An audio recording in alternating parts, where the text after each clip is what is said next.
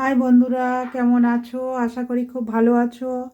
আমিও খুব ভালো আছি। তোমাদের সাথে চলে আসছি আজকের দেখো একটা শাকের রেসিপি নিয়ে। কড়া বসিয়েই কথা বলছি। দেখো শাকটা হলো আমি ডাইরেক্ট কিন্তু কড়ার ওপরেই দিয়ে দিচ্ছি। আর এই শাকটার নাম হলো পালং শাক। আমি কড়ার ওপরেই দিয়ে নিচ্ছি, দেখছো? এভাবে আস্তে আস্তে করে একটু দিয়ে দিতে হবে। আর পালং শাক মানে দেখতে অনেকই লাগে, কিন্তু রান্না করলে একদমই কম হয়ে যায়, একটুখানি হয়ে যায়।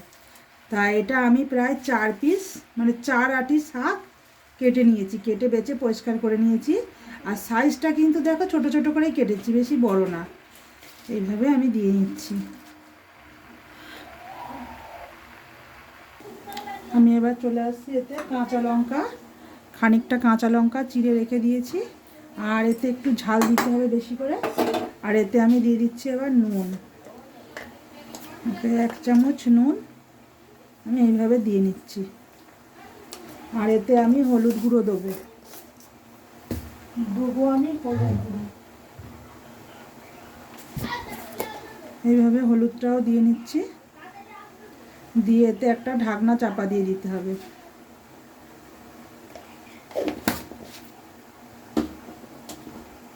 আমি এবার একটা ঢাকনা চাপা দিয়ে দিলাম এতে।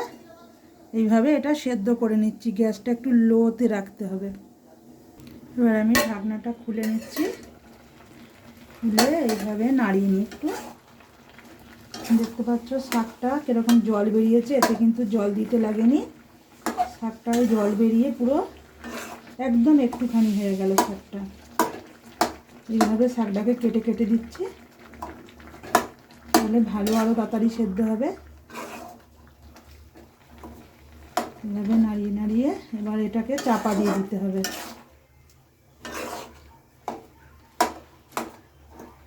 এইভাবে নাড়িয়ে নাড়িয়ে আবার একটু আমি চাপা দিয়ে দিচ্ছি। আর গ্যাসটা কিন্তু আমি জোর করেই দিচ্ছি।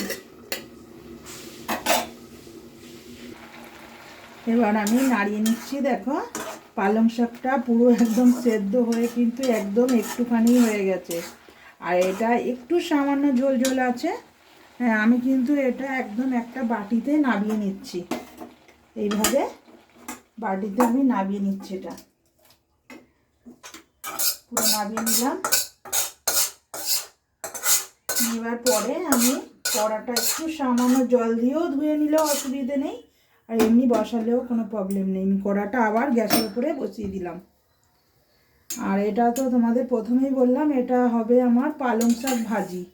তা আমি এতে কী কী মশলা দেবো, আমার ভিডিওটা স্কিপ করবে না বন্ধুরা, দেখতে থাকো, বুঝতে পারবে আমি কি করছি বা কি হবে। এটা কড়া বসিয়েছি। আর এটা আমি তেল দিয়ে নিচ্ছি, সর্ষের তেল।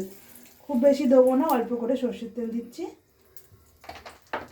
আর সর্ষের তেলটা দেওয়ার পরে তেলটা গরম হওয়ার অপেক্ষায় তাতে আমি এটা রেডি করে নিয়েছি। দেখো 1 পিস শুকনো লঙ্কা কেটে নিয়েছি। আর এটা হলো রসুন, পুরো থেতো করে রেখেছি এটা আমি। আর 1 পিস পেঁয়াজ এই যে আমি কুচি করে রেখেছি। এটা আমি পুরো তেলের ওপরে দেবো। প্রথম দিচ্ছি শুকনো লঙ্কাটা, তারপরে দিচ্ছি আমি রসুনটা। এভাবে দিয়ে নিলাম রসুনটা। একটু হালকা লাল করে নিতে হবে রসুনটা, তাহলে কিন্তু রসুনটা কাঁচা কাঁচা থাকলে ভালো লাগবে না খেতে।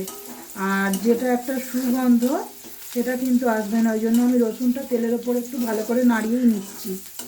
আর এটা হলো পেঁয়াজ কুচিটাও এতে দিয়ে দিচ্ছি। এভাবে দিয়ে নিলাম। এটা নাড়িয়ে নিয়েছি।